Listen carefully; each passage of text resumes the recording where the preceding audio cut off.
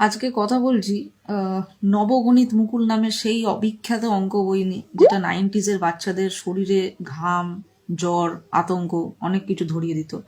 হ্যাঁ, আমি সেই সব ছেলে মেয়েদের কথা বলছি না যাদের কাছে অঙ্ক ছিল প্রাণ এবং ভালোবাসার প্রতিরূপ।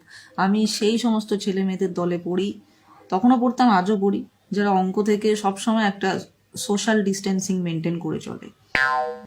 আজ থেকে অনেক আগে পড়াশোনার লকডাউন তো ছিলই বরাবর। আচ্ছা, অন্যদিকে ডাইভার্ট হব না। তো নবগণিত মুকুল এমন একটা বই যার দূর দূর তাক কোথাও কোনো নব নেই, আর মুকুল তো ছেড়েই দিন, মুকুলের কোনো প্রেজেন্স নেই, যা ছিল শুধুই গণিত। আর এই গণিতের রচয়িতা শ্রীযুক্ত কেসি নাগ, যিনি আমার কাছে শুধুমাত্র কেসি নাগ নন, তিনি আমার কাছে বাসুকি, মানে কেসি নাগ। আচ্ছা, দ্বিতীয় জিনিস, এই বইটা থেকে, মানে এই অঙ্ক বইটা থেকে অনেকে অনেক রকমভাবে অনুপ্রাণিত হতে পারেন। আমার উদাহরণটা আমি পরে আসছি। এই বইটার থেকেই আমি বুঝেছিলাম যে ফ্লেভার্ড চা কিরকম হয়। চায়ের প্রতি আমার যে ভালোবাসাটা জন্মালো সেটা কিন্তু এই নবগণিত মুকুলের হাত ধরেই, কারণ এই বইটাই শিখিয়েছিল দার্জিলিং চায়ের সঙ্গে আসাম চা মিশিয়ে কিভাবে একটা পাতা চা এবং গুঁড়ো চায়ের একটা লিথাল কম্বিনেশন তৈরি করে একটা সুন্দর চায়ের মানে দিকে যাওয়া যেতে পারে আর কি।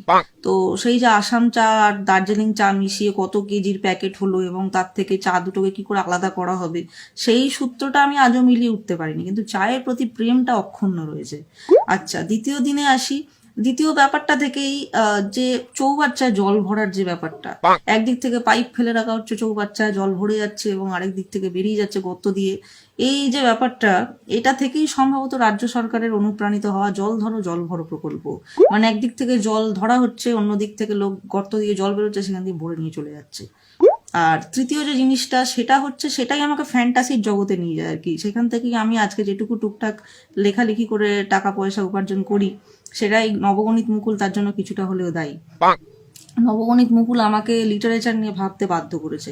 কিরকম বলি, ওখানে পিতা পুত্রের অঙ্ক করতে বলা হতো। পিতার বয়স যদি এত হয় আর পুত্র যদি এই বয়সে মাধ্যমিক দিয়ে থাকে, তাহলে পুত্রের বয়স কত?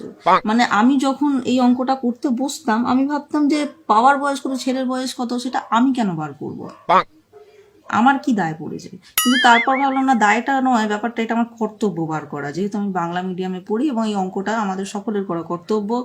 এবং দ্বিতীয় জিনিসটা কি না, আমি এই বয়সটা বার করতে গেলেই এক এক সময় আমার মুডের ওপর ডিপেন্ড করে বাবা ছেলের বয়স বেরোতো। কখনো কখনো বাচ্চাটার মানে ছেলেটার বয়স এমন বেরোতো, মনে হতো ছেলেটা মাধ্যমিক দিয়েছে বটে, কিন্তু ছেলেটা প্রি ম্যাচিওর বেবি, ওর মাধ্যমিকের বয়স হয়নি, 7-8 মাস বয়সেই বাচ্চা মাধ্যমিক দিয়ে দিয়েছে। আর আমি যা বাবার বয়স বার করতাম এক এক সময়, সেখান থেকেই আমার মানে এই কল্পনার প্রবণতার সূত্রপাত।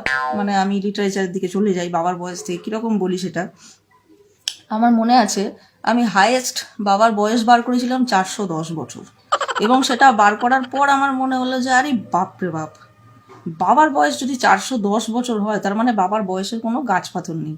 এই যে বাবার বয়স 410, এটা বাবার বয়স না কোনো গ্রামের বুড়ো শিব মন্দির, সেই 410 বছর বয়স্ক শিব মন্দিরের পেছন দিকে গুপ্তধন পোতা আছে, মোহর ভর্তি ঘোড়া, এইসব ভাবতে ভাবতে আমি লেখালেখির জগতে চলে গেলাম।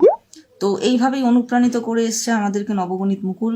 আশা করি কিছুটা হলেও অনেকের ছোটবেলার একটু একটু একটু অঙ্কর স্মৃতি আমি আবার জাগিয়ে তুলতে পারলাম। কার কেমন লাগলো প্লিজ কমেন্টে জানাবেন, লাইক করবেন, আর যদি ভালো লাগে ভিডিওটা তাহলে অবশ্যই শেয়ার করবেন, অন্যদের মানে দেখতে দেবেন।